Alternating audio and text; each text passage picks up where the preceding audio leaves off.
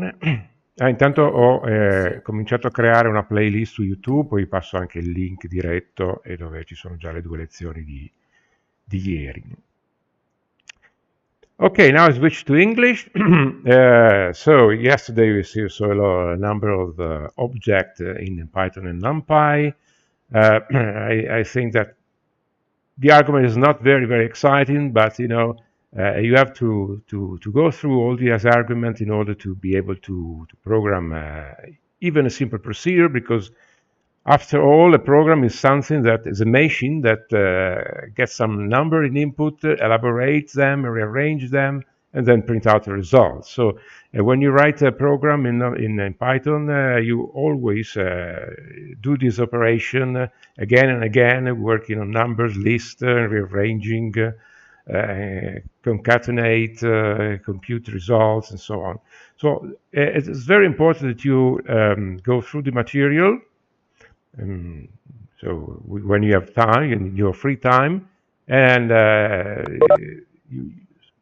step by step you will learn everything that it is necessary to become a programmer in Python.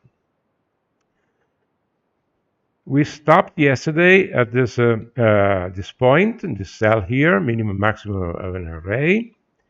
So we will see a few other functions that you could have for the array object in NumPy, and a function that is can be used, for instance, min and NumPy min. Let's look for the minimum in an array. So we have an array A here, which is initialized by this number here, 1, 3, 5, 2, 8, and so on, up to 4. And we want to find the minimum value of the array. So we apply the function NumPy. I recall you that NumPy here is called with an alias np. So instead of writing NumPy, I will write a simple np dot min a, and we'll return the number which is the minimum found in this list. Then we want also, it could be interesting to find not only the value which is the minimum one, but the position in the list of this minimum. So this np argmin function will find the index of the element which has the minimum value in the array A. The same is true for the max function that, of course, will find for the maximum value in the array, and the argmax function will give you the index, so the position in the array of the element having the maximum value. So I run the cell, and what we found is the minimum value of A is 1, is position 0, so this is the first position in the array. The maximum value is 9, and so is here. It is at the position 7. So if you count the number starting from 0, you'll find that this corresponds to the 7th position. Now we use this function, argmin, argmax, or something like that, argmin especially, to find the minimum of a simple function in a specified X range. And I will also make the plot of the result. So you see we have a function. This is written in this markdown cell by using LaTeX. So I use LaTeX here. So I put an $S at the beginning, $S at the end, and all, everything which is written among these symbols here of dollars, it is considered by markdown to be a LaTeX expression. And so it will be converted in a particular format, which is easily readable by humans. What I do here before making computations is to import a library which is matplotlib pyplot with an alias plt, which is the library used by Python and NumPy to make plots, so to make graphics. This is very useful, makes a big difference with respect to other language, for instance, to Fortran. Fortran has not graphic capabilities, so you get results from the programs, numerical results from the programs, and you have to use the result in other programs, graphical programs that make plots or graphics or all the way, the possible type. But in Python, we have the graphical capabilities which are imported by this function matplotlib. Matplotlib pyplot or matplotlib alone, which has other capabilities.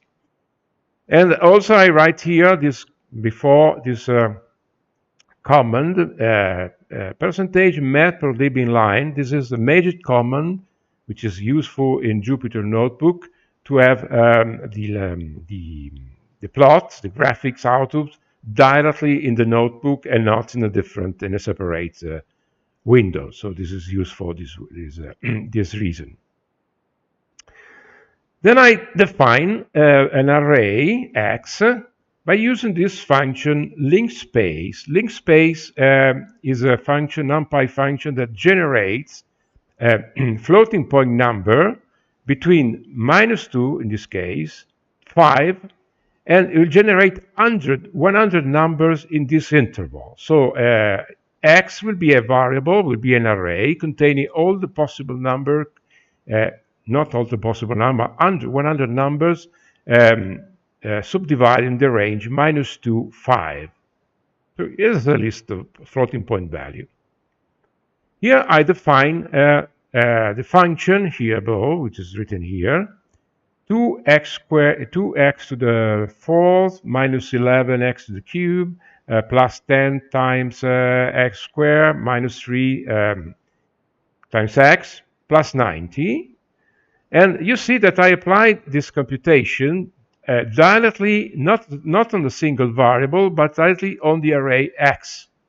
So x to the cube, for instance, here is an operation that takes our array x, and every number in the arrays will be raised to the power of 3, and so on for all the other terms in this series. So you have the y variable will contain all the numbers which are computed by this expression. This is very common, useful, and a particular feature on NumPy. You can't do that on a list, a Python list, because in the Python list you don't have broadcasting, as you saw before yesterday, and so you should write code, some for loop, for instance, for making the same operation in cycling over all the elements of the list. But in NumPy, that's usefulness of NumPy. You have the array x, which behaves differently with respect to the multiplication, summation, and power.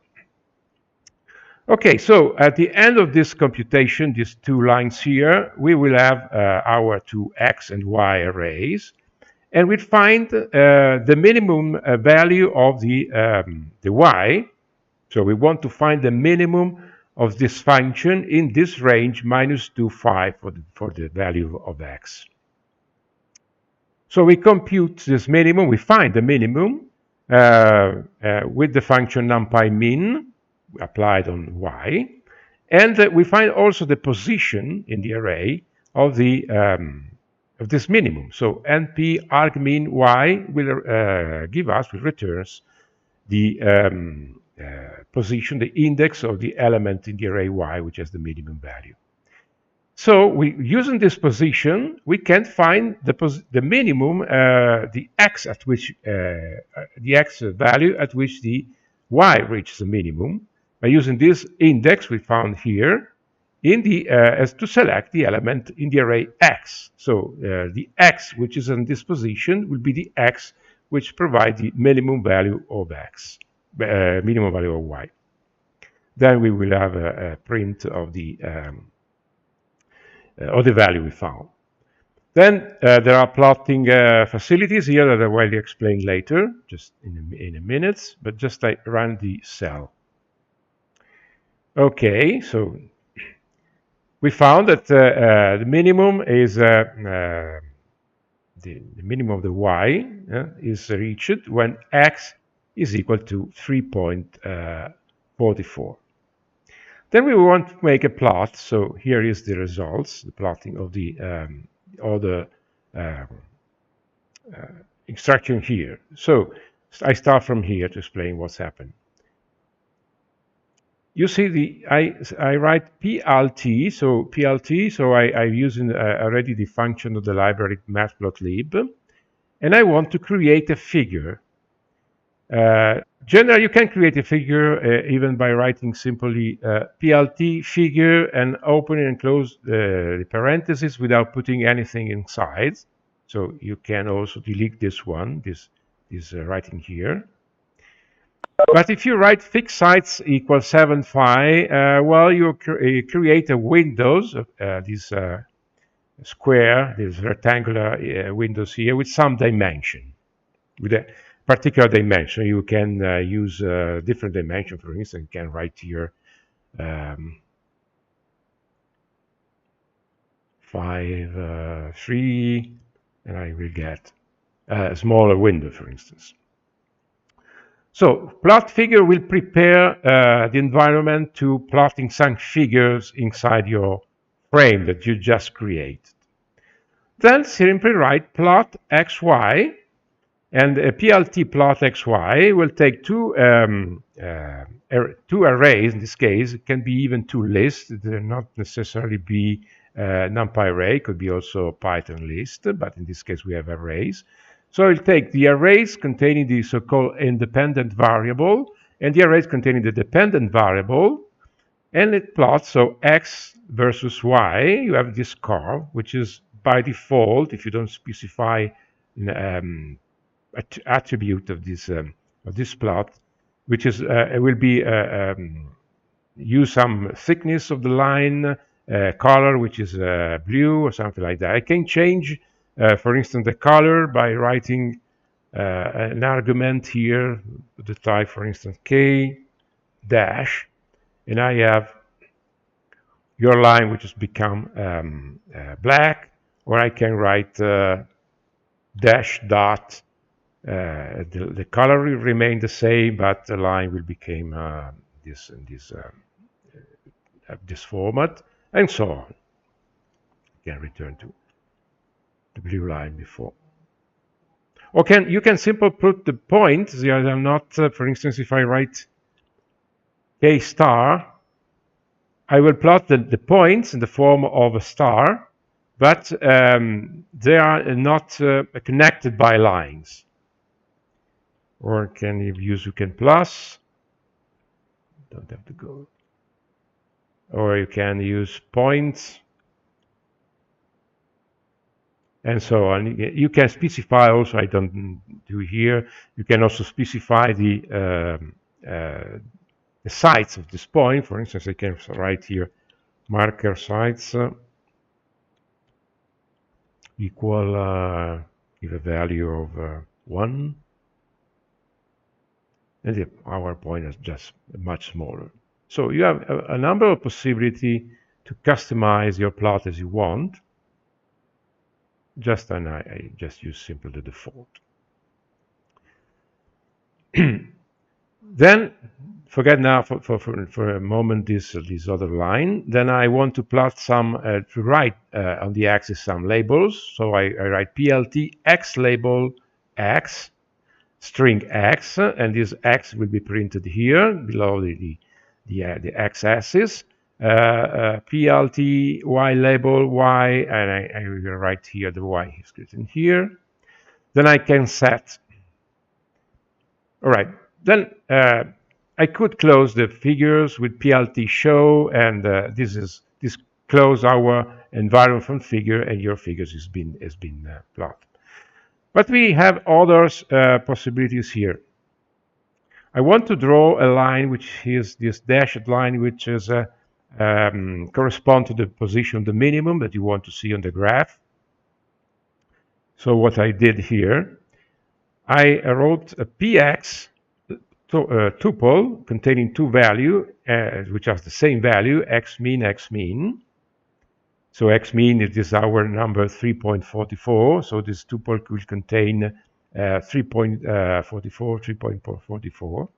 And py as another tuple containing the value of the minimum, y min, the value which is found here in this y array. And the one y0 is computed here by taking y min minus 30, just an example. And I set before plt y lim y0 and p max y plus 10. What I'm doing here, I found the value of the minimum of the array y. I subtract 30. I assign the value to this variable y0. Then I said that the minimum value that I want of the y, that I want on the y-axis here, should be this number y0. So a little bit smaller than the value y min. It is y min minus 30. Then the maximum value that I want for the y-axis is equal to the maximum value of y and plus 10. So I set the limit of the y-axis with this instruction here. You can see I can change what I want. For instance, if I want, if I write here np max y plus 5, you see that the maximum value is smaller. If you want to enlarge the difference between the maximum value of y and the maximum of y in the axis, you write here a number, a greater number. The same is true for y0. Now use this y0 for writing these py tuples. So this I got here, and this y0 as the first element of the tuple, and the second element of the tuple will be y min. And then in the plot, I will write a dashed line from this point to this point. Px contains the same number repeated twice, x min. So this line will go from x min, y0, exactly this position, to x min, y min. So it will arrive exactly on the curve. And then you close the plot, and you have your graphic window with this line added. You can do many things with pyplot. You can customize the plot as you want. You can change fonts, type of font, size. You can put title. You can add inside your plot. You can write text. You can add arrows. Anything you want can be done without the use of any other external programs. So you can calculate your plot, you can calculate your figures, and it's very important when you prepare artwork for your publication. Publication generally and journals very demanding concerning such so-called artworks, and takes you always very much time to prepare figures to be published, because the editor wants the figure with some font, with some size, with some thickness. The resolution of the figure must be a given type, and so on. The dimension of the figures should be done in some way, particular way. And generally, you lose a lot of time in preparing the artwork by using graphical programs. If you have to change something, you have to start generally from the beginning. But here you have no problem. You prepare you make your computation, and you prepare already when you do calculation. You already prepare your figures with a specification that the editor will like for the publication. And if you have to change something, the figure, no problem. You don't have to go to another program. You just change some parameters in your programs, and the new figure will be prepared. This figure can be saved, of course, with several formats, all the possible graphical formats, JPEG, PNG, vector graphic, so whatever format it is accepted. There are a specific function to do that, and I will not go through now to that specification, but we will see it maybe later. Also, you can save directly for from the Jupyter Notebook, just press the right button on the mouse, and you have a menu, and you can have possibility to save image with name, or copy the image, or even create a QR code for the image, and so on. So you can do everything you want, generally. So this very, very useful facility that we'll learn to use extensively. There are many, many options that figure as in the library Matplotlib as in itself. You have extensive information on the internet concerning all these facilities. Okay, this is just a very short introduction on the graphic facility. I repeat, other language doesn't have this. MATLAB, it has graphic facility, but Fortran has not. Now, something else concerning the, could be a little tricky argument, but anyway. Copies of an Numpy arrays. Imagine you create an arrays. In this case, I use the function arrange, which is we saw this function yesterday. Creating NumPy an arrays of integer number, and from 0 to 9, so then the last number but 1, minus 1, so 10 minus 1. You create 10 numbers from 0 to 9, and thus print this array A.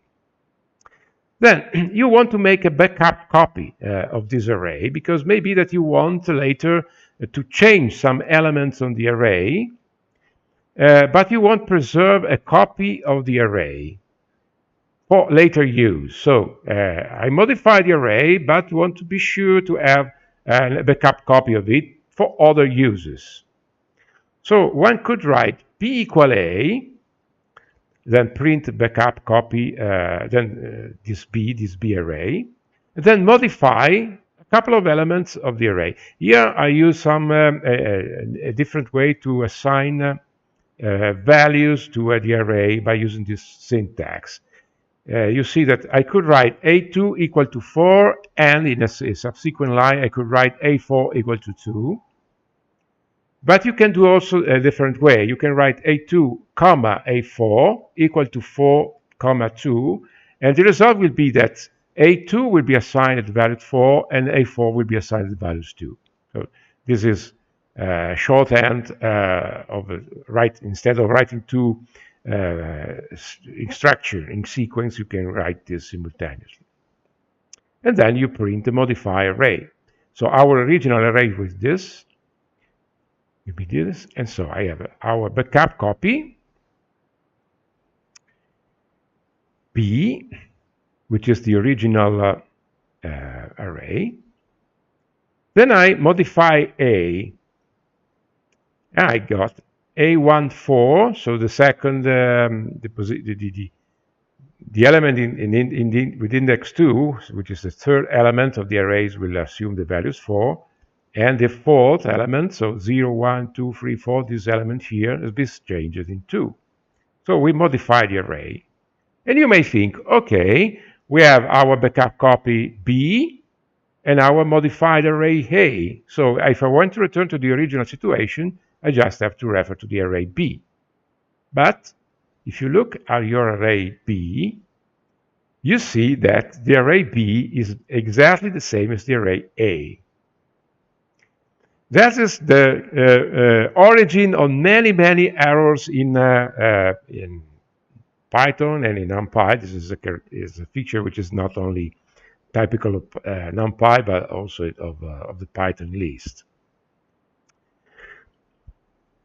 B, when you write B, and the reason is this one, when you write B equal to A, you are simply assigning a different label to the same position in the memory of the array that you have. So A and B are just two labels pointing to the same position of the memory of the computer. So when I write here B equal to A, I have two names for the same arrays. Then I modify the arrays. So A will be modified, but also the array pointed by B will be modified because it's the same array. When you write b equal to a, you don't create a new array. You just create a new label for the same array. So when you modify one, you of course will modify also the arrays that you have in b, because it's the same array. I don't know if this is important. It should be clear. So if you don't understand, make questions. So two different labels for the same object. You modify the object, and the two labels will point to the modified object. This is generally not what you want. If you created another label b for backup of the array, what you want is to have to store somewhere the original array, not modified. So this is not what you want generally. And so what you can do is use a function, an NumPy function here.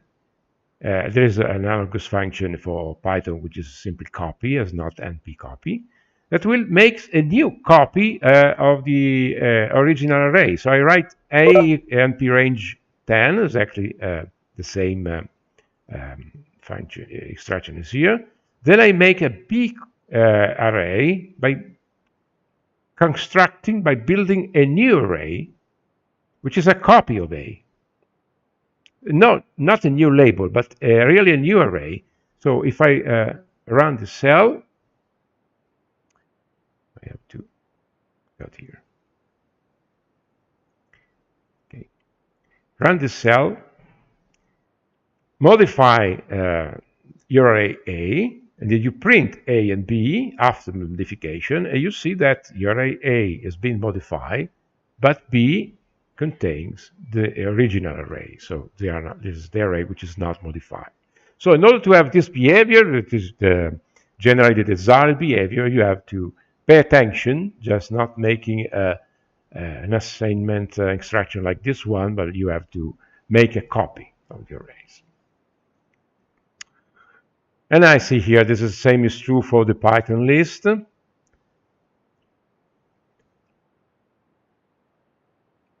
You can make a copy of the array by using a.copy. So this copy now is a method of the list A. A is not array, but it's a list.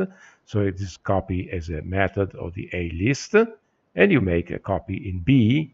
Then you can modify the list A by saying A0 is 5. So I will substitute the first element of A with the number 5. You see here with the print and the list of B. So when you print B, you get the original list. Okay, that's very, very important. If you don't remember it every time, you will make errors in your programs. Then some very, very simple arguments on some special NumPy arrays. In some occasion, you have the need to create an array containing particular numbers inside. For instance, an array containing only zeros, an array in this case of length 10, which contain all zeros, or an array containing, this in cases, two-dimensional arrays, 3 by 3 two-dimensional arrays containing ones, only number ones, and if you print the two arrays, you get this result. Sometimes it's useful to have function that makes operation like those. Also useful is a repeat. For instance, have an array in which we repeat some element. For instance, if I want to repeat the number 2 5 times, an array with 5 position all filled by the number 2, I can use this function repeat, and you will see what happened here. You will repeat the number 2 5 times, so your array A contains this number. And if you apply repeat to a list, what happens here is that the number 1, so the first element of the list will be repeated 3 times, so the number 2, so the number 3. So we have 1 1 2 2 2 and 3 3 3. So you have your array B is built in this way. Useful for many operations. Okay. May I ask a question? Yeah. So if I want to repeat 1, 2, 3, 1, 2, 3, 1, 2, 3, in which way I should write, for example, a C equal NP repeat, and then in between brackets, what should I put? We will see some probably an example later. This, but maybe not sure because I never did it. But maybe that you can enclose in two square bracket. See what happened. No, so I have to print C.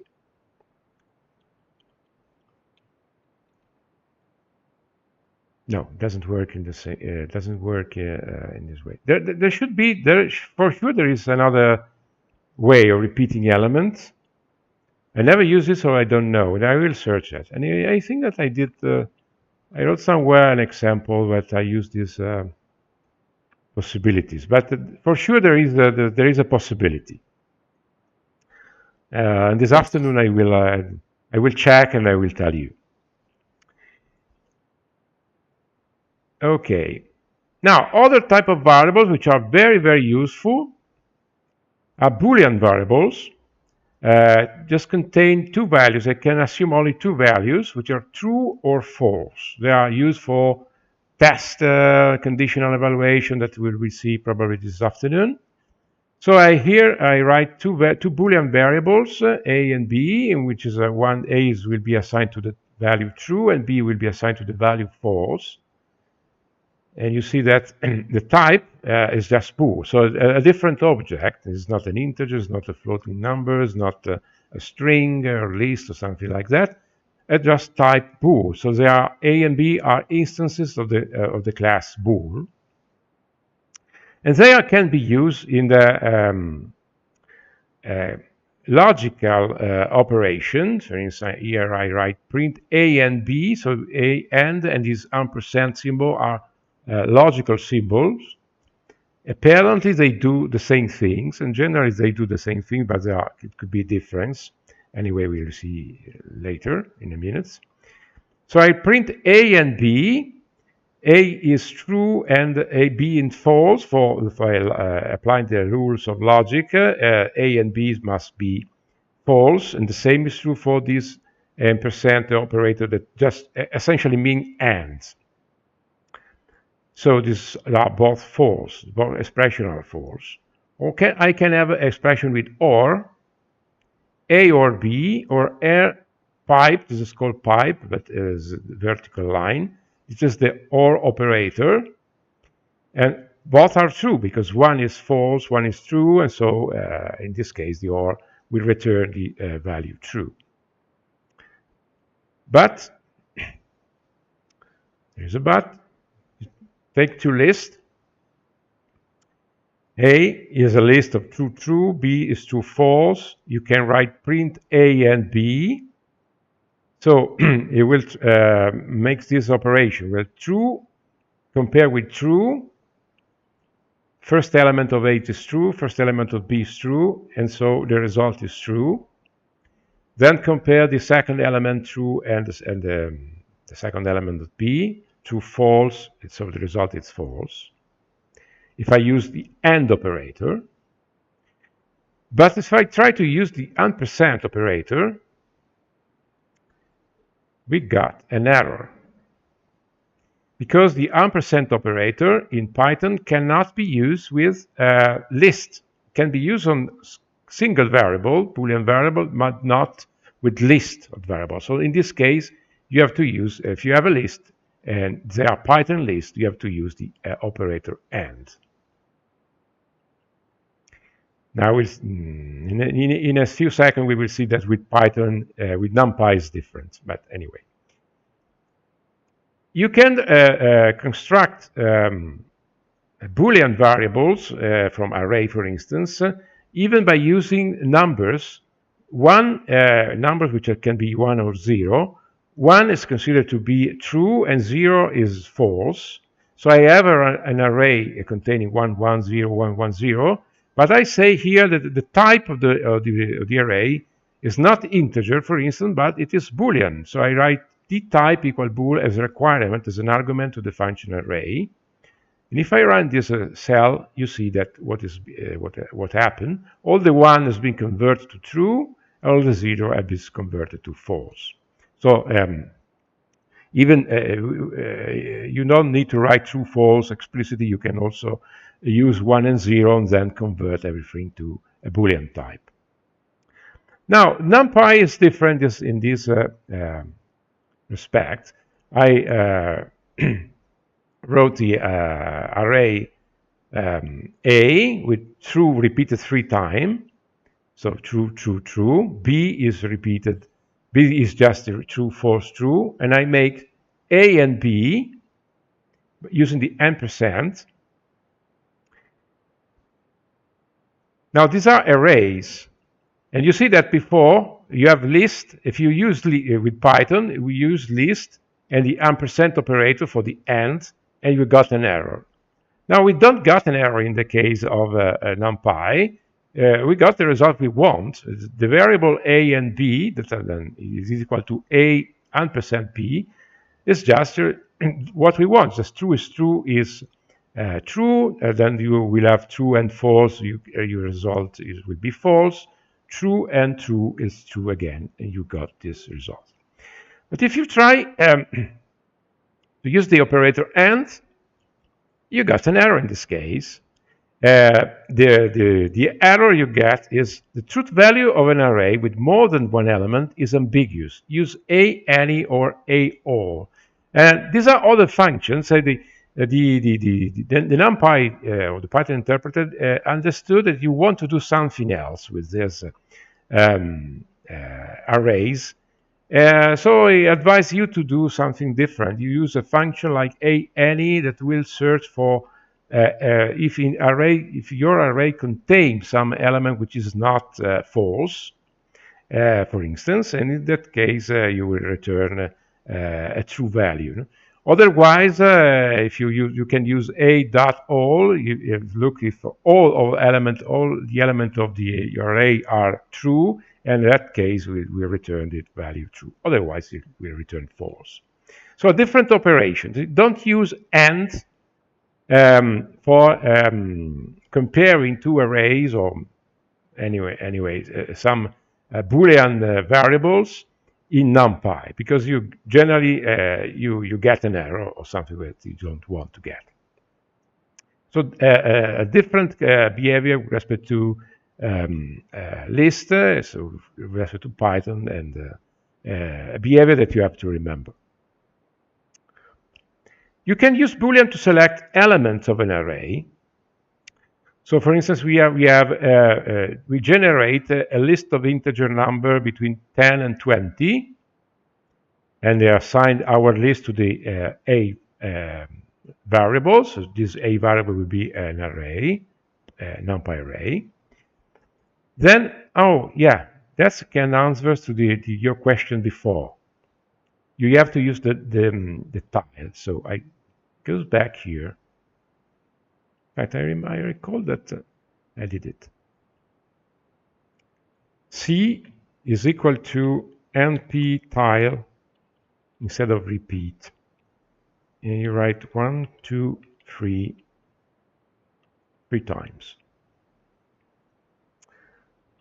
Then print C. Okay, that's the result. So 1, 2, 3 repeated 3 times.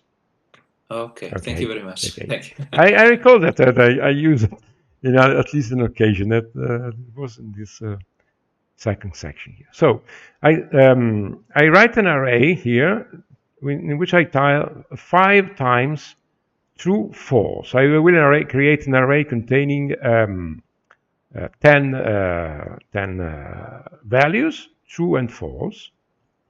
And I will use this array to select elements in the array A. So now we run the cell. So our I have to click in the cell, otherwise I don't get results done. Okay. The Boolean array that I created and then stored in select variable here is true, false, true, false, true, false, for 5 times. Then I use this array select to select the element of A, just given this instruction. A select. So instead, inside the square bracket, I use the select array, and all the element whose position correspond to a true value will be extracted, will be retrieved. All the elements which have false will be discarded. So I have 10, 12, 14, and so on, just to see what was the original A. Print A was this one. So 10 is correspond to a true value, so it is retained. 11 is discarded. 12 is retained. 13 is discarded, and so on. Okay, Boolean variables generally are used to select generally return as a result of test. I have two value A and B here, just two integer number, and I compare the two numbers by using these operators: greater than, less than, equal to, not equal to, and assign the value of these comparisons in several variables, +1, 2, +4. They are all Boolean type. And then I collect all these Boolean in a list, test list, and I print test list. So what I get here is just the first is true because A is greater than B. Test 2 is false because A is not greater, this is less than B, so this is false. A equal to B is false because A is 3 and B is 2, so this is not true. But A not equal to B is true because A is evidently different from B, so I get a true value for this one. And I can use this test to select elements in an array. For instance, I have an array containing our integer number from 10 to 12. I select a variable, I assign a variable I call thr threshold to the containing the value 14, and then I test if which element of A are greater than thr, and I print a test. So all the elements all the elements of the array A which are greater than thr will be printed in this case, will be selected and printed. And you can also write this directly in this way, so you don't have to store the results of your comparison in a Boolean variable and then use the Boolean variable to select the element of the array, but you can directly put the test inside the square bracket defining the array A. So you have the same result. You don't have to write a new Boolean variable. So it's very useful in many instances. You also have this function where, a function of NumPy,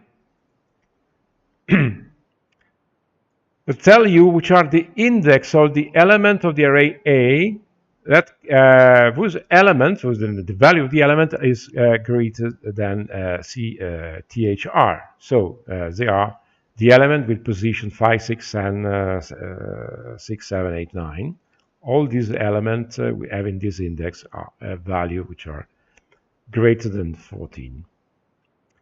And you see that this is an array of integer, double precision integer, so int 64.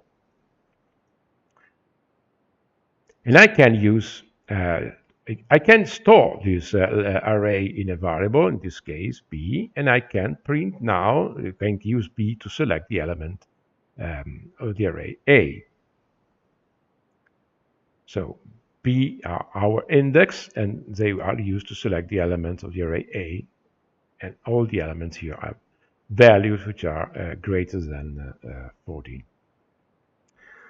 Okay, we will see many other examples later when we will talk about conditional expressions. Now I go past here and on this other. You can define union and intersection of arrays or sets by using the function intersection 1D. 1D stands for one-dimensional, so it works on the one-dimensional arrays. Or you can use the union 1D, which is a union on the one-dimensional arrays. So I define here two arrays from 0 to 10 and 5 to 15 of integer number. I make the intersection of the two arrays with the A and B. And I got 5, 6, 7, 8, 9, which is all the elements of the A range which are common with the B array, no, just this element. Or I can make the union of the array and I get this result, the union of the two. You see that these are operation on sets in the mathematical sense. So the union of A and B is not all the number from 0 to 10 or from 0 to 9 and then all the together with the number from 5 to 14, because all the elements which are common to the two arrays are discarded. When you make the set is composed only of unique elements. So the number 5 is contained in this array B and also in this array A, but you find it only in one position in the union of the two sets. So this is a set in a mathematical sense, not just an array of elements. Very useful generally in some situation, the set operation. So yesterday we saw the way how we can append new numbers to a list, or you can remove element from a list, and you have also analogous function for the Numpy arrays. They are not methods anyway of the arrays. They are new function in Python. So I have an array A of this number, 10 from 10 to 110, repeated, not repeated, but okay, I run the cell so you will see what happened. This is all the number which are created from 10 to 110 with step of 10. So you have 10, 20, 30, up to 100. So print A will print this line here. Then I can append the number 110 to our array. So we write A equal NP append A 110. So we append the number to the array, the original array A, and we reassign the result to the array A itself. So at the end, if I print A again, I get this one. Not that you need to reassign the array if you want the same array A with the new number appended. Whereas with Python list, it is different. You don't have to reassign the array. You don't have to reassign the list. I saw this yesterday, but anyway, I will write now. If I write here range, list range 10, there is range 10.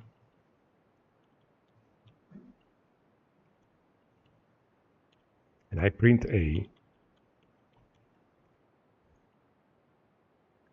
What you get at the end is this list. Now, you want to append the number 10 to the list. You have to write A equal to A dot append 10. Then print A. Print A now. And you see that you appended your number. You don't reassign anything. But if you make an error, if you, for instance, you write A equal to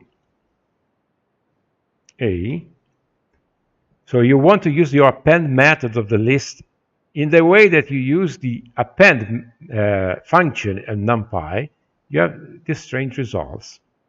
Known. Why this known? Well, because append is a method that returns known. So every operation has a return value. The operation add the number 10 to the array A and then return something. And what it's returned is not the array A, but return nothing. So what you assign here to this variable A now is the results of this instruction, and the result is known. So if you print A, it is known. That creates some problem when you write program that you don't remember this one. You write A equal to A dot append. Think that is a perfectly legal operation. You want an array with a new element inside. And then you go on to write your program. You add to your program other lines and so on. You don't test it each time. And then you run the program, you got an error. You don't know why. The problem is that you assigned your A dot append 10 to a variable A. This does not means that you are assigning the new array A to the same value A. Differently with respect to what happened when you use append as a function of NumPy.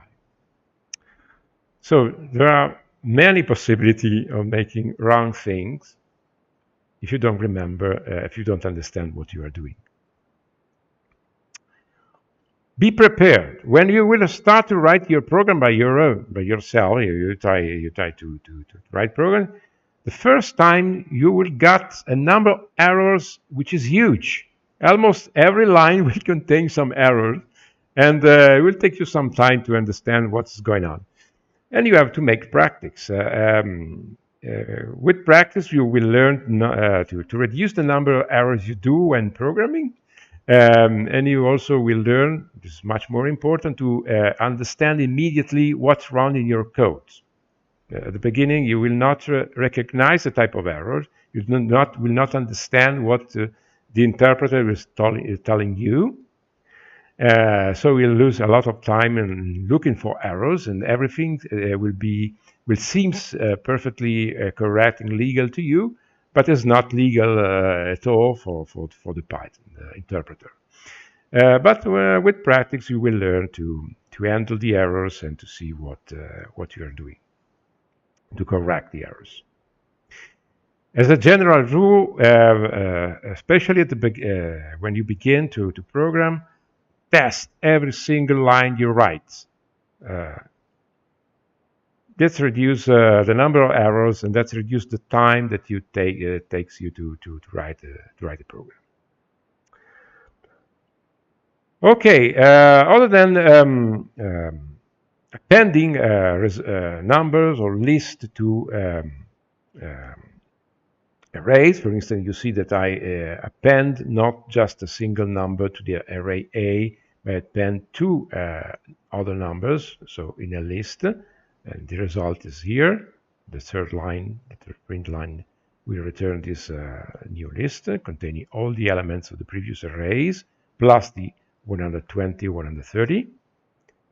And then you can also delete element of the array by using the function delete. In this case, you delete element by using the position of the element in the list. So np delete a, comma 2 will delete the elements of the array having index 2. So 0, 1, 2 is the element whose value is 30, and then you print the array, and you see that you no longer have the value 30 because you eliminated it by using the position of the element on the array. Okay, in this other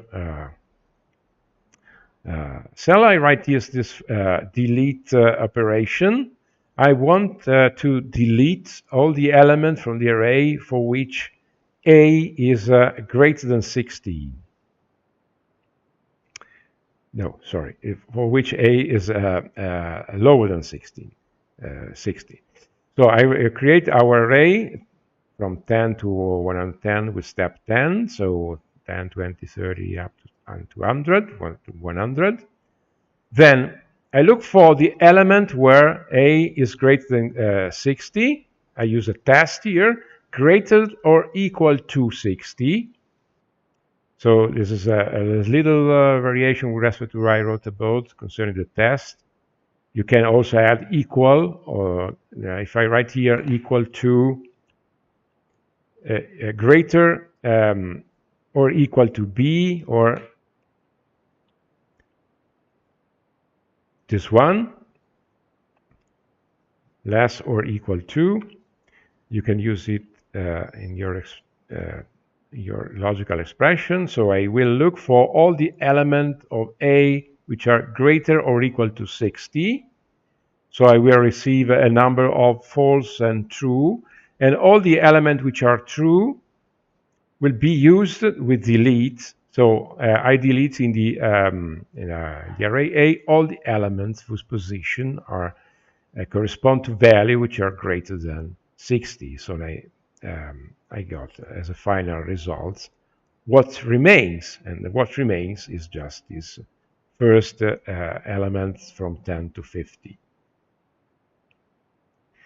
Okay, we are going to the end of this notebook. Another object which I will say something because you can use it, but will not say much on the dictionaries. You can define dictionaries by using braces, not round brackets, no square brackets, but braces. And you see the syntax is this one. I define this dictionary I call DCT, and use these braces, and inside I put always a string, var1 in this case, colon 1.0, comma, another strings I call var2, comma, colon 1.5, comma, var3 is the new string, colon, my var. I use in this case another string. Then I can write the type of this dictionary, and the type is dictionary. So I create an object of the class dictionary. The length of the dictionary is 3. It contains 3 elements, 3. And the element of this one, I can write, for instance, I can call the element whose index is var1. So I use the first label I wrote here in this position. So this is a string, this is a label containing the number 1.0. So if I print DCT, print dictionary, the index that I want in is, for my dictionary is no longer an integer number, but it's a string. It's a label. So I call the first index as not with an integer number, but with a string. And so I call the dictionary with the string I use, var1, and I got the value, the corresponding value, which is 1.0. If I want the element with which is in this position, which is should have an index 2, well, I don't use the integer index. I use directly the variable, the string that I use to index this position, and this is my var. This is another string which is called my var, and the full dictionary is this one. So, okay, dictionary are very useful to store constant several variables that you can use later in your program, and you can retrieve those values from some arrays that are not Numpy arrays, but they are dictionaries, and you can assess the value of this variable not by using integer number positions, but you can use this particular type of index, which are strings. So index having some names. Okay, now I stop here with this notebook. We'll go on with another one. So I change arguments. If you any questions concerning so far?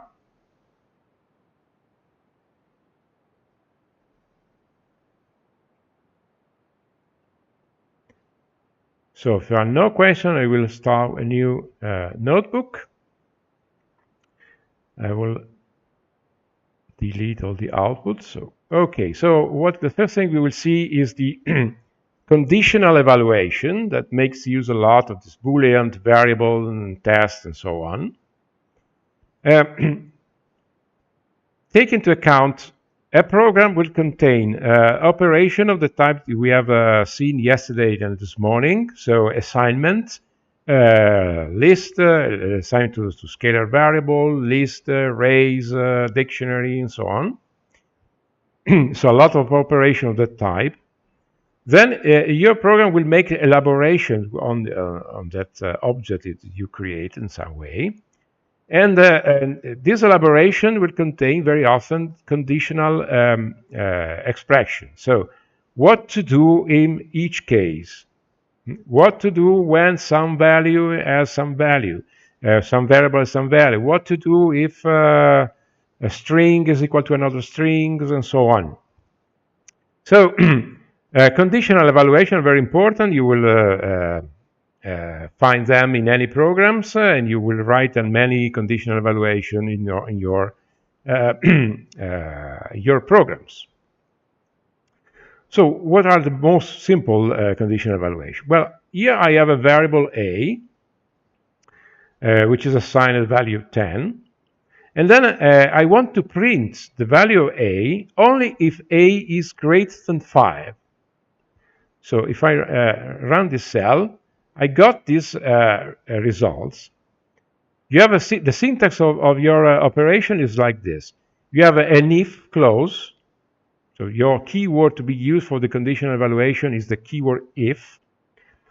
A test, here a greater than 5 if it is a test, that can be true or false. So this a greater than 5 will be executed, and the result will be true or false. So if what follows if is true, then execute what is written after the colon. Or you can use indentation, and you can write the same thing as this way by using indentation, and the result is just the same as before. When you don't have more than one line after the colon, so you have just one instruction that can be executed, must be executed after the if, you can write this in line. So after the column, you immediately write what you want to be executed. When you have more function, more instruction to be executed, if a clause is true, then you have to write in this way and continues your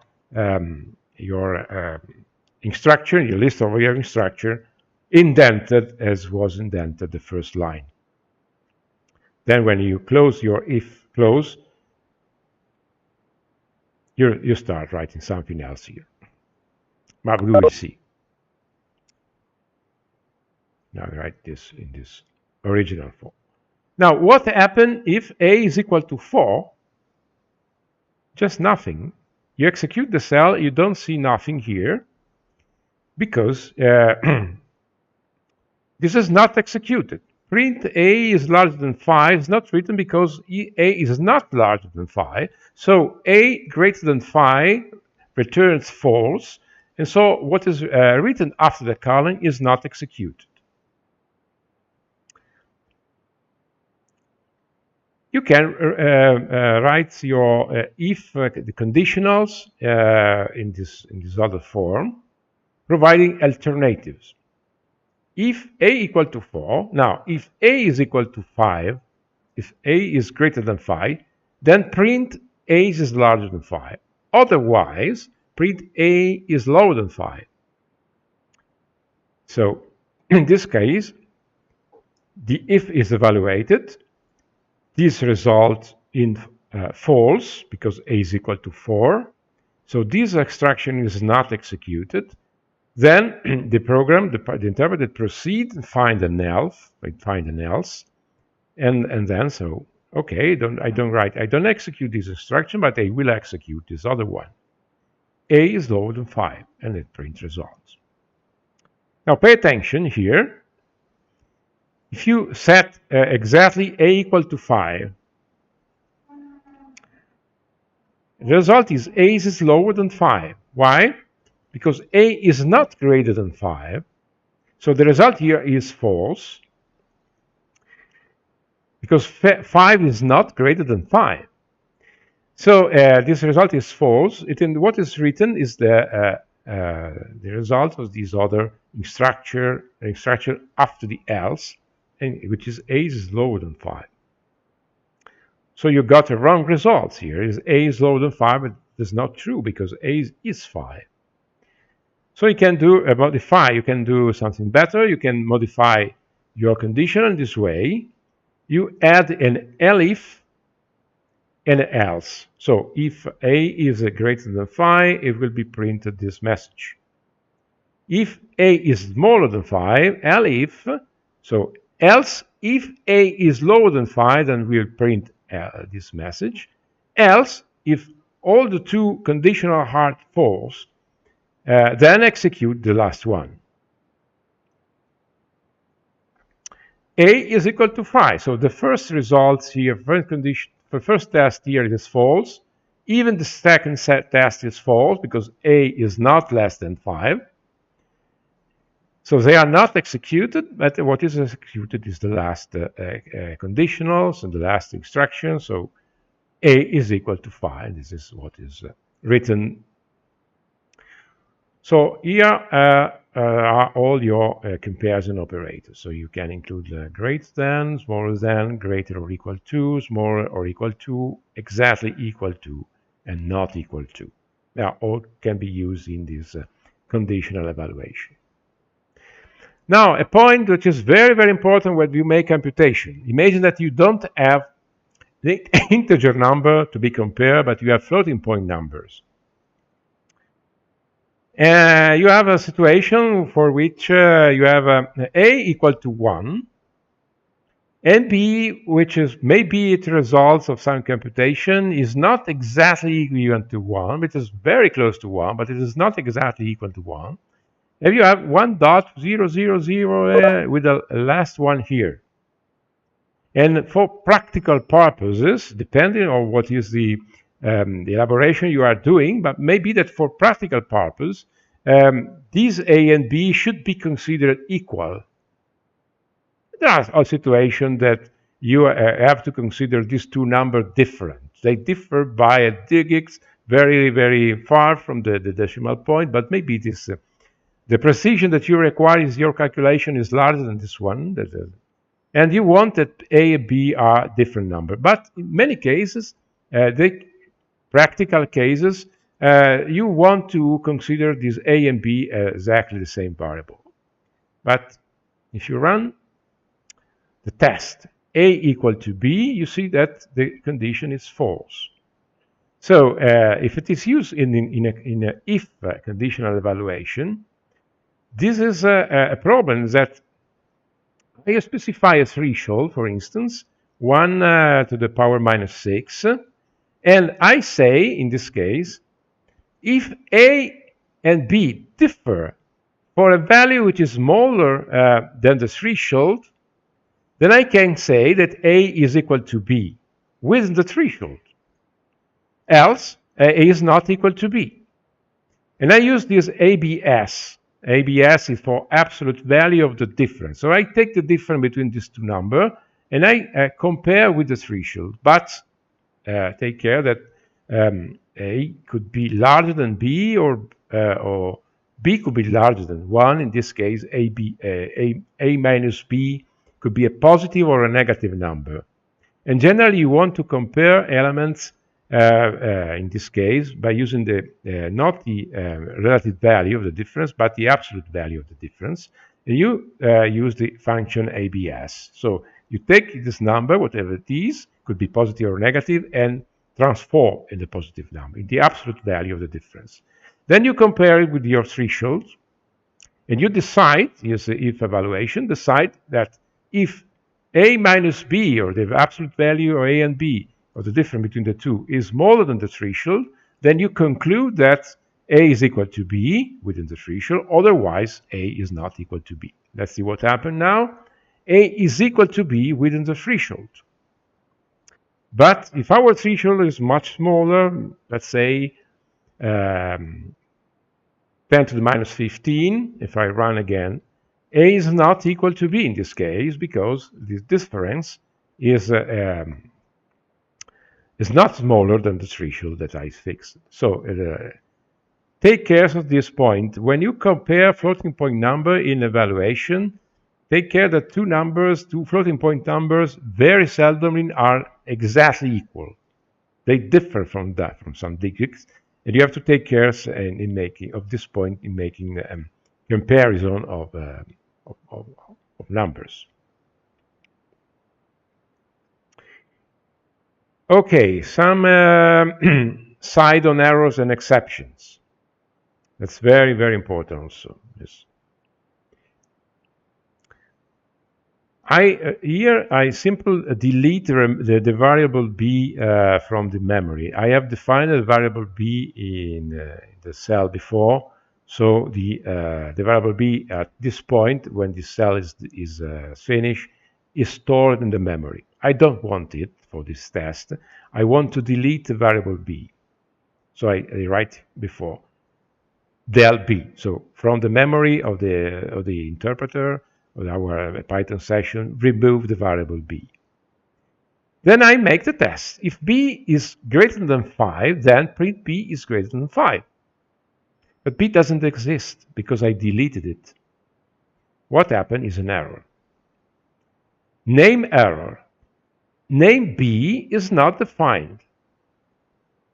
So it may happen in your programs, you write some operations that could result in errors if everything is not correctly defined. Programs can get very, very large, and so when you write program, you are never sure that everything is coded in a correct way, and so errors can always occur. Errors can occur for many reasons. This is just one. You thought that you have a variable defined in your system, and you make a test by using this variable, and you got an error. Can you prevent the errors? No, you can't prevent the errors, but you can anyway arrange things in such a way the program will handle errors in some way, which is more human readable or can do some other operation after then the error has been encountered, without simply stopping and printing an error. If I insert this instruction here in a program, and I don't have the b defined, and the program encounters, the interpreter encounters this instruction, execute it, it finds the errors, it prints out the errors as the program stops. And maybe that this is not what you want. You want that the program will not stop, it will go something else, we will go to do something else. You can do something for this. You can use this try construct, try and accept. Now I run this and I see. You will see what happens. Now b is not defined. What you are doing is that you are trying to make this comparison b and 5. You are trying to make some test, and the interpreter will try to make this comparison, and if it succeeds, if the test works, it doesn't return an error, then it will write b is greater than 5, provided that b is greater than 5. But if you got an error because b is not defined, instead of printing name error, name b is not defined, you will execute except, what follows after the except keyword. Except name error. What you got before was a name error. And so is the exception. The exception is what produces an error. If the exception is of the type name error, except name error, then print I don't know what b is. It could be a better message than just name b is not defined. You can write here whatever you want. Just print I don't know what b is. So the execution will not be stopped if there will be other instruction after the try construct. They will be executed. So the program doesn't stop, print this message, and go on to make the other computation. In this other case, all the computation will not never be done. The program print the error message in the way we want, a b is not defined, and then stops. So when you make some delicate operation, there will be many delicate operation in your program. For instance, in the later lecture, we will see how to minimize functions, how to make fit of function, maybe some other operation made by function of the SciP library. Some could be very complicated. And some operation can result in errors because simply the library or the function was not able to find the minimum of a function. You want to find the minimum of a function in a range, but you use some particular function of SciP, and SciP is a scientific library of Python, and the result is an error because the function was not able to find the minimum. It will raise an error and stops. It's a very common situation. So you can do this. You can enclose your minimization procedure inside a try construct, so to handle the error in a better way than the Python would do. So Python will simply stop and writing an error message, but you would like to go on, and you can try to insert this construct here. I have a question. Yeah. So does the except command can only be used when you have a try command previously, Yeah. or for any command? Yeah. It's part of the same construct. Try and accept is part of the same construct. So you can't use accept without using a try. Okay. Thanks. Now we will see some more elaborate try accept operation. I have c equal to 10 and e equal to 0. And then you have a test. C is greater than 5. Try, if c is greater than 5, then print c is greater than 5. Then try to compute the ratio between c and e, but you see that e is 0, so that's very dangerous. C is a finite number divided by 0. This shouldn't be done. You should get an error if you try to do that. But if I write here e equal to 1 instead of, or e equal to 2 instead of equal to 0, in any case, in this case, you don't have an error because I put e equal to 2. You make the ratio c over e and then print the value of d. But this is done only if c is greater than 5. But c is greater than 5 because c is 10. So if I run this one, I got. Neglect for now the last sentence. This is executed because I try to do that. I don't get errors, and so I try c is greater than 5. So this is printed c is greater than 5. You make the ratio between c and e, which is 5, and so d is 5. And then it is executed finally statement which follow the try. So try can be ended with a finally expression that will always be executed no matter if an exception has been raised or not. So everything is going well, no errors. Final expression will be executed. In this case, do study arithmetics is not so nice expression that is printed here. Now I will see the reason for which I put that. I write equal to 0, and I run this, what happened now. So C is defined. So except the name error is not executed because the interpreter knows what the value of C is, and even E is known. They are both defined.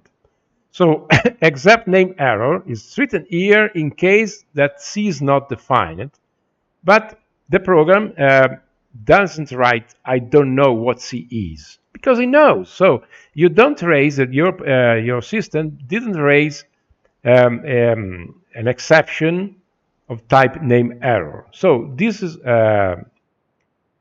expression here is ignored because we don't have an exception of the type name error. But we have another exception because we try to divide a number by 0. I don't know what is the name in this case. I don't know what is the name of the exception. Is a general exception that anyway erases because I try to divide a number by 0. So except print, I don't know what you are trying to do. This is what is written here. I don't know what is you are trying to do because you are trying to divide a number by 0. So this execution is not done, what is written here, because I got an exception. And so it is written, I don't know what you are trying to do. And in this case, you say, do study arithmetics. The final expression is do study arithmetics because the final expression is always executed. What happens if I write here C, I del C, I delete C,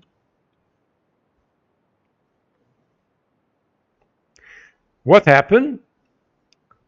Try if C is greater than 5, cannot be done because C does no longer exist. So I have a type, a name error type, an exception of type name error. And so except name error executed, and it is printed, I don't know what C is. So this execution is not done because C is not present in your system. And then finally, the systems tell you, don't do study arithmetics. In this case, could be legal because if you need a Python interpreter to make a division of two numbers, probably you have to study arithmetics. So I left this finally expression the same.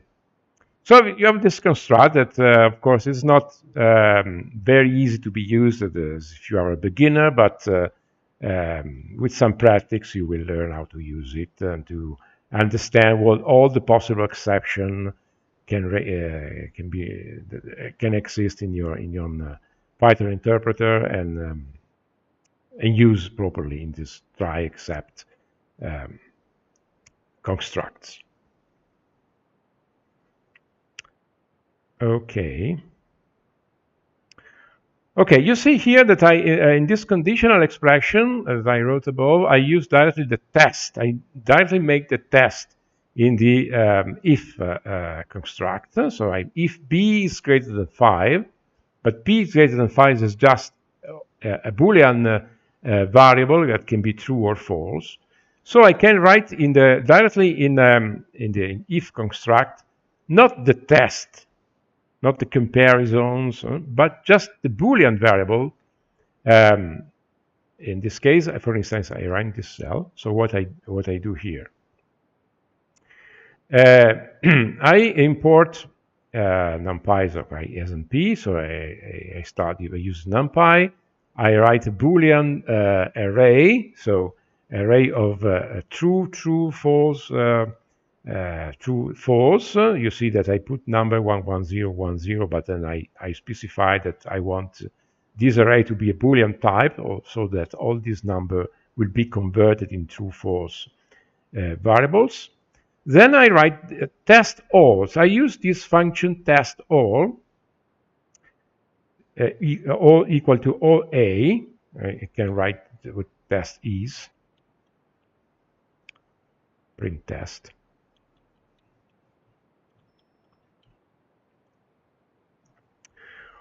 False.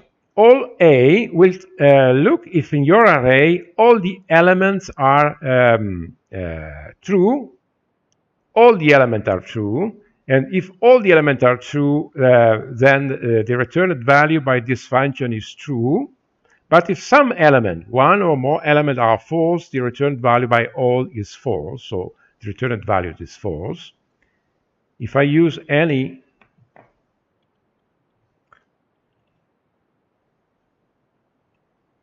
the result is true. So if some element in the list is true, then return true, otherwise return false. It should be all be false to get a false from the any instruction. But anyway, I was using all. And then I use test. This variable, which is equal to false, directly in the if construct. So if test is true, print all of the elements of the list are true. Otherwise, print all of the elements of the list is false.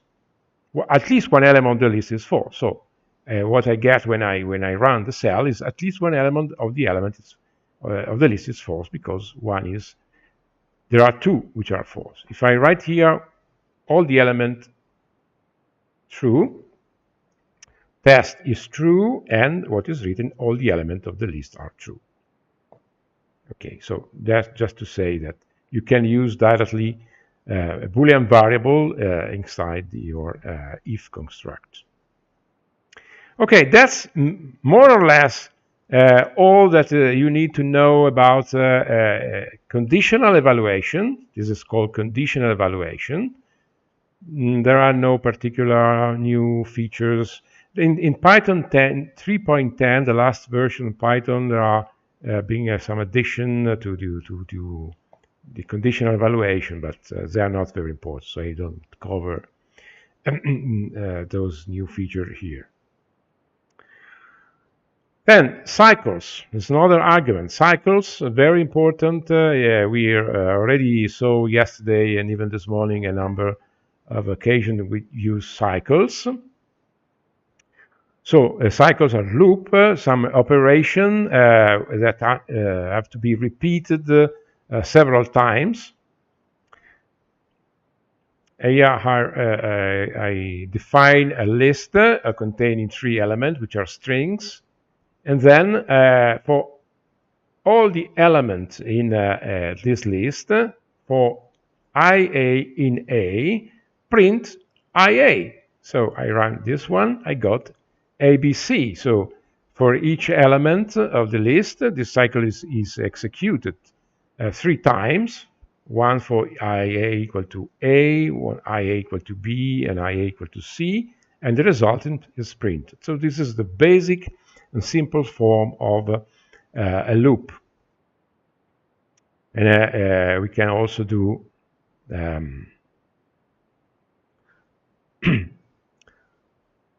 this other loop. Anyway, I can write print LL. So I define a size variable. It's a variable containing the length, which is the length of the array A, which is 3. So LL is variable 3. I define a range size, so I define a range of integer number from 0 to 2, and I print all the value LL in the same way. List LL, I got the same value in our range. So there are different ways to printing number from list, or by using for loops or by using expression like this one. But the same result can be obtained by a for loop. So I can write for IA in LL. LL is this list of numbers, and just print AIA. So I got ABC. So I retrieve for the array A all the elements having index 0, 1, 2. And this index 0, 1, 2 are contained in the list LL. Okay, this is another example. I define a strings, empty strings, SS equal to something which is an empty string, nothing inside the apices. Then I start my loop for all the elements in A. Element A is always this our string here, our list of strings there. And every time I sum, but the element of the string are strings, so this sum is just the symbol for concatenation. So I redefine my original string as S as the sum, so the concatenation of the elements that are in the array A, and then I print the result. So the result is ABC. So I construct a string which is the sum of A plus B plus C in this way. So I use the loop to construct these ABC strings. Now let's try to make something a little bit more complicated. I want to compute the factorial of a number. The factorial of a number is the number n is else n times minus n minus 1, n minus 2, 2, 1. So I want to compute the this product. So I want, for instance, to compute the factorial of the number 10. I initialize a variable to 1, a factorial variable I call factorial, the number 1. And then I start a loop for I in range n plus 1. This is our loop. Will be repeated for all the number I that will be found in the list range, in the list generated by the range function from 0 to n plus 1.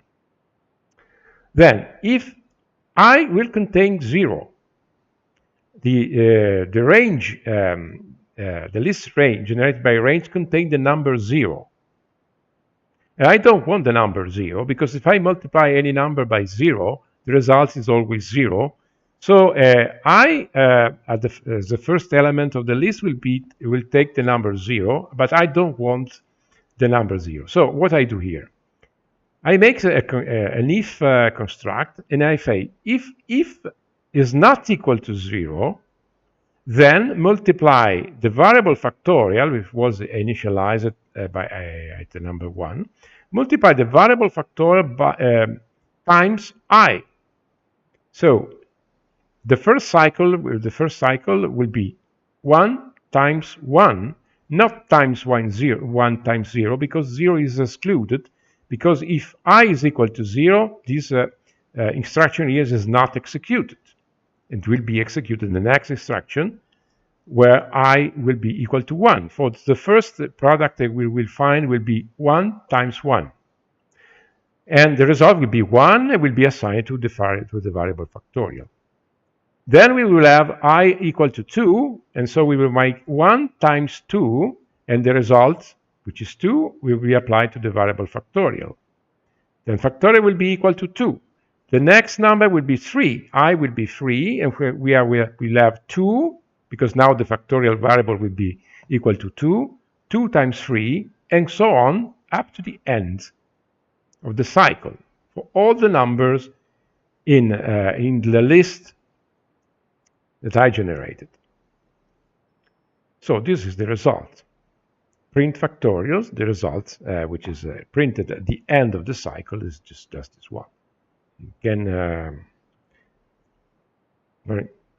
generally people is able to calculate immediately. For instance, the factorial of 3 is just 3 times 2 times 1. The result is 6.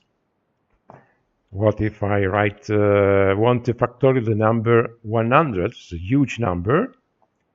Factorial number 1000 is a very, very huge integer number that you have here. So you don't have limits calculating. You see that now here the cell, the output cell become very, very large, and that is written this way that you can scroll. So, and you can compute the factorial of your number, which is 5000. Huge, very huge numbers here. Anyway, let's use 10. So it was an example where I show you the how to use a for loop and an if construct to compute your factorial. Here is, okay, there's another possibility.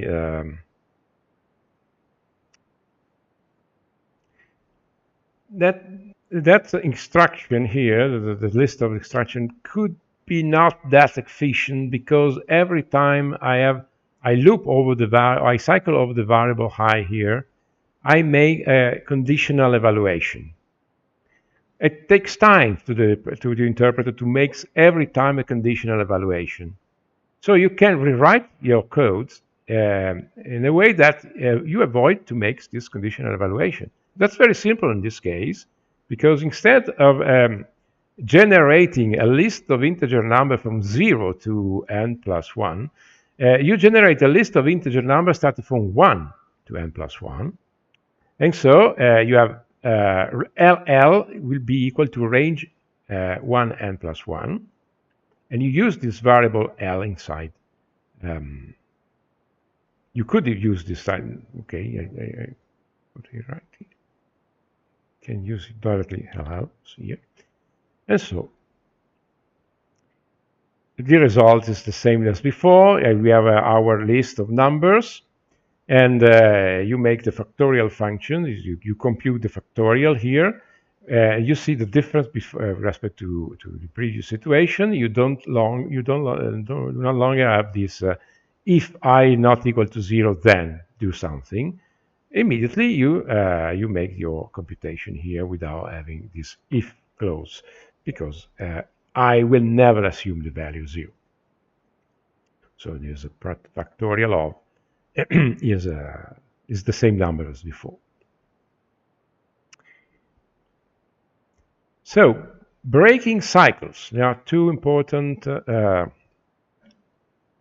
things to have, you can have here. A break instruction. We have a array, not array, just this is only a Python list containing this number 1, 2, 0, 3, 4, and a loop. For IA in A, so IA will assume all the values contained in our list A, and then if IA is not equal to 0, print IA. So it just will be a print. But if IA will be equal to 0, and there is a case in here, then break. Then stop the cycle, exit from the cycle, and you can also write here in the cycle, I do not stop as I did not find any 0 till now. I run this one. So what happened? First value IA will be 1. So 1 will be printed because 1 is not equal to 0. So I got 1. So what follow this else is not executed. And the interpreter will print, I do not stop as I did not find any 0 till now. Then you go to the second number, the second position here in your list, and this is the number 2. So 2 is not equal to 0, so you print 2, and the 0 is not yet found. So the cycle go on. Third position, you have a 0. So if IA is not equal to 0, then otherwise break. Now IA is equal to 0, so this condition here is false. It is not executed print IA, but it is executed what followed the else, and the else is followed by break. So you exit from the cycle. You don't go on. You don't print 3 and 4 because we exit from the cycle. That's the meaning of break. When you find some condition this way, by using this if construct, then you exit from the cycle. You found what you want, and the one you want to find the 0, and you exit from the cycle. Here is another situation. Instead to use a break, I use a continue. Okay, now I run this. What happened? Okay, the array is different from. What happened in this case? A little bit more complicated what I write here, but anyway, it could be simple. I initialize this variable to 0. Then I loop on all this, the value which are contained in this array A. So every time I cycle, I increment the value of the iPost variable. So at the beginning it was 0, then the second cycle will be 1, then 2, then 3, and so on. Then there is if the same if construct as before, that will print the value of the element and even the position of the element by using the IPOS variable. So the first IA is the number 4. This is not equal to 0, so it will print this message. Value of the element 1, the first element in the list is 1, because IPOS is being incremented to 1 after before making the if clause, and the value is 4. Okay. The second element, then you go on. The second element is the element 2. This is in the position 2, so not index 2, but the position 2. The IPOS variable is being incremented. The value element is 2, and the position is 2. Then, and then you see that every time after the if condition has been executed, this message is printed. I do not stop even if I would find a 0. No, I do not stop even if I find a 0. But now you arrive to this position here, and what happened is that I found IA is equal to 0. So this is not executed. This instruction here is not executed, but is executed this other structure, this other instruction. I found a 0 in position, and it write the position IPOS. So I found a 0 in position 3.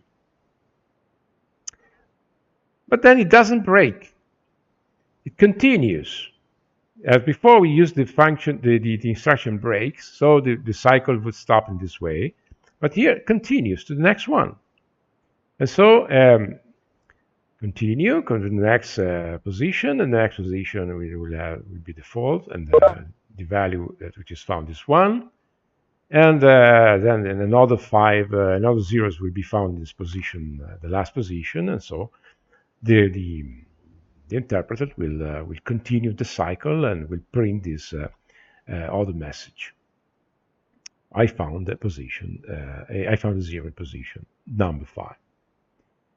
So you have these two possibilities in for ending or continuing the 4 loops whenever a condition is being realized. So, but you can break to exit from the cycle, or ignoring what some particular condition is and going to the next variable in your loop, next cycle in your loop.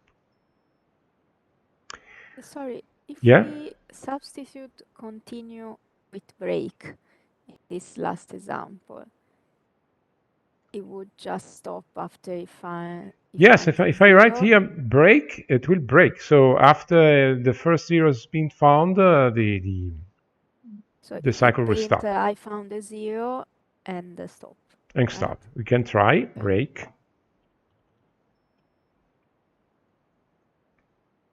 Finish here. Don't continue to the other value of the list, because there is a break here. Thanks. Okay, you see that? Okay, you have to indent correctly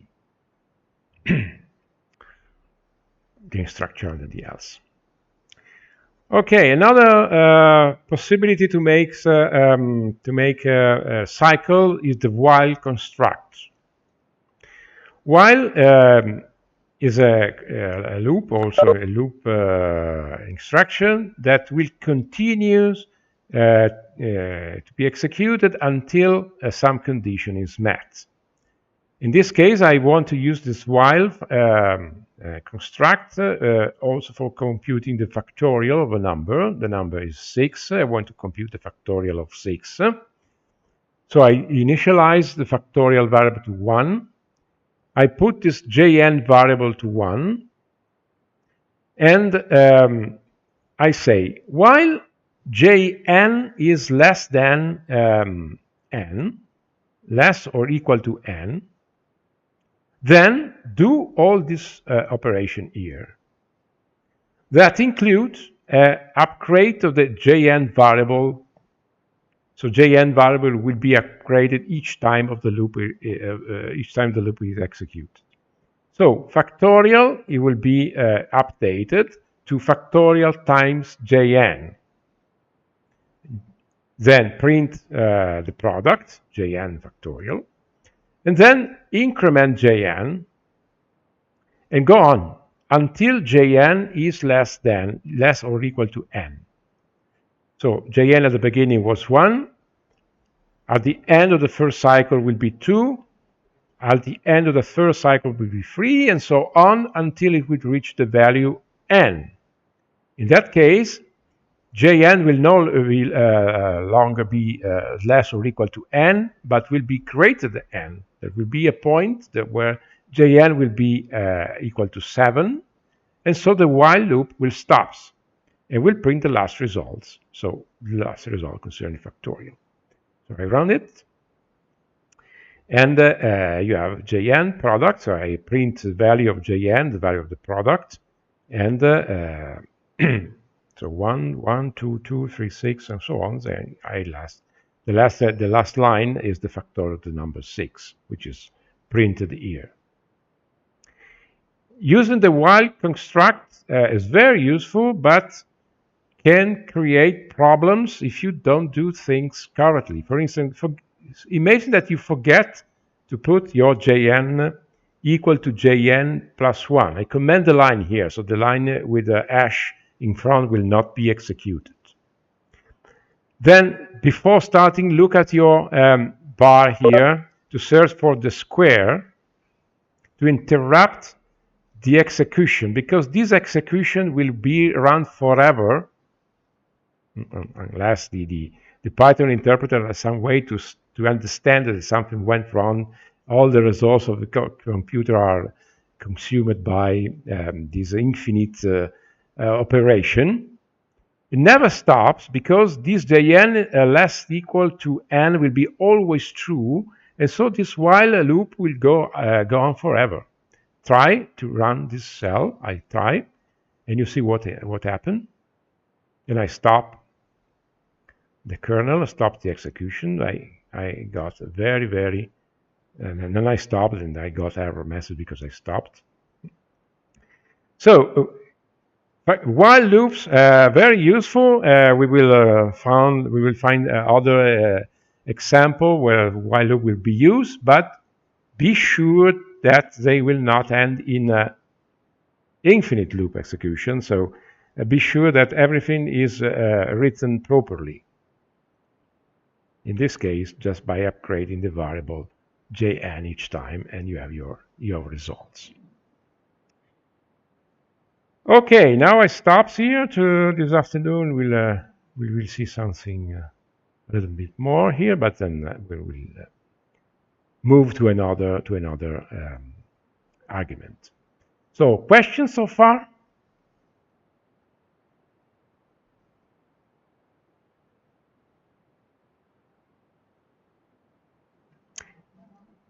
Ricordo you can also make question in Italian. Potete fare le domande anche in italiano.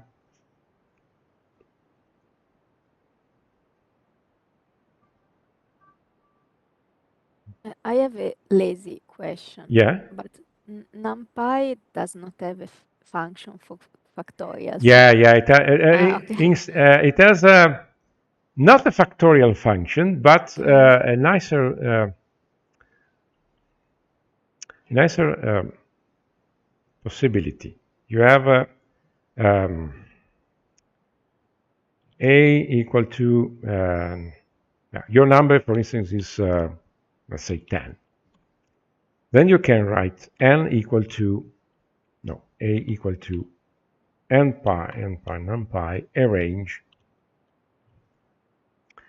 from 1 to n plus 1. Now print a to see what I got here. Okay, I got all the number from 1 to 10. Then I can write print mp_prod of a. This function prod makes all the product of all the elements contained in the array. 1 times 2 times 3 times 4 up to 10. That's the factorial, the number 10. So you don't have a factorial function, but you can easily construct one by this way, by using the product function. Thanks.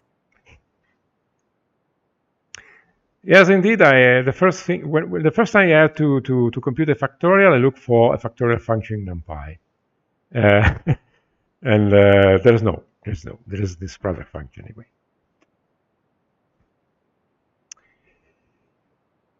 Okay, so for now I stop here and see you again at 2 o'clock in this afternoon. I interrupt. Okay. Bye. Thanks. Goodbye. Bye, Mauro. Bye. Thanks. Bye. Bye.